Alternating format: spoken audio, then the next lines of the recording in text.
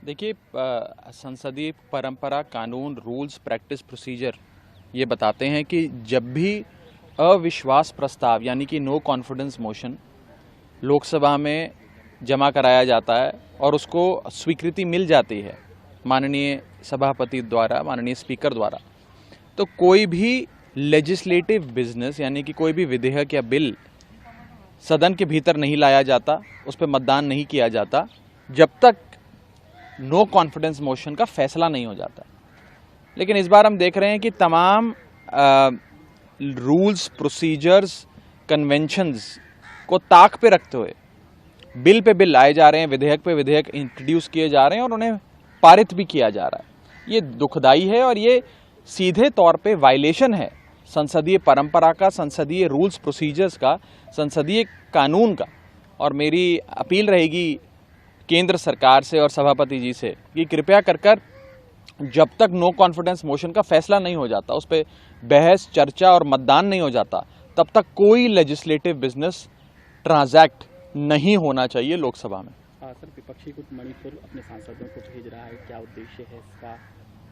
देखिए, India block के साथी राजनीतिक दल अपने प्रतिनिधियों का एक समूह बनाकर पूरा इंडिया ब्लॉक का एक डेलीगेशन मणिपुर जाएगा और उद्देश्य बस इतना ही है कि मणिपुर में जाकर वहाँ की वस्तुस्थिति क्या है उसे देखें, समझें, मणिपुर के लोगों के साथ कंधे से कंधा मिलाकर खड़े हों, उनके आंसू पोंछने का प्रयास करें, उन्हें सांत्वना दें और वापस आकर संसद के भीतर सरकार को इन सारी चीज़ों से अवगत कराएं कि वास्तव में मणिपुर में हो क्या रहा है, मणिपुर क्यों जल रहा है, क्या वहाँ पे स्थिति है।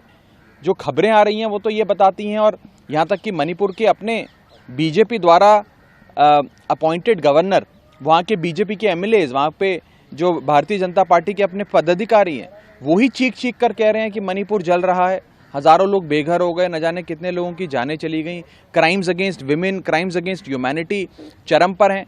तो ये सारी चीज़ें बहुत मन को विचलित करती हैं, इसीलिए एक डेलीगेशन, एक वफद इंडिया ब्लॉक की ओर से मणिपुर भेजा जा रहा है। सर, मणिपुर वीडियो की जांच सीबीआई अपने हाथ में लेगी, किस तरीके से देख रहे हैं? देखिए, जैसे अंग्रेजी में कहते हैं ना, too little too late. CBI को जांच देना, सौंपना 80-85 दिन घटना को हो गए उसके बाद एक विषय है, लेकिन पिछले 80-85 दिन से जब से मणिपुर जल रहा है, वहाँ सरकार क्यों अभी तक बर्खास्त नहीं की गई? भारत के अनुच्छेद 355, 356 का पालन क्यों नहीं किया गया? और दो महत्वपूर्ण सवाल मेरे जहन में आते हैं। मणिपुर एक छोटा राज्य है जिसमें मात्र 2 लोकसभा सीटें हैं। अगर मणिपुर 2 लोकसभा सीटों वाला राज्य नहीं होता, लेकिन उत्तर प्रदेश जैसा 80 लोकसभा सीटों वाला बड़ा राज्य होता, या बिहार जैसा 40 सीटों वाला बड़ा राज्य होता, तो क्या अभी तक मणिपुर की सुध लेने के लिए केंद्र सरकार का कोई मंत्री या प्रधानमंत्री जी खुद नहीं गए होते?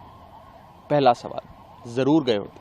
और दूसरा बड़ा सवाल कि अगर मणिपुर में कोई गैर भाजपा राजनीतिक दल की सरकार होती, नॉन बीजेपी पॉलिटिकल पार्टी की गवर्नमेंट होती, तो क्या अभी तक मणिपुर में राष्ट्रपति शासन लागू नहीं किया गया होता? मेरा दूसरा सवाल, इसका जवाब भी हाँ है। मुझे लगता है ये सारी चीज़ें राजनीति से प्रेरित हैं।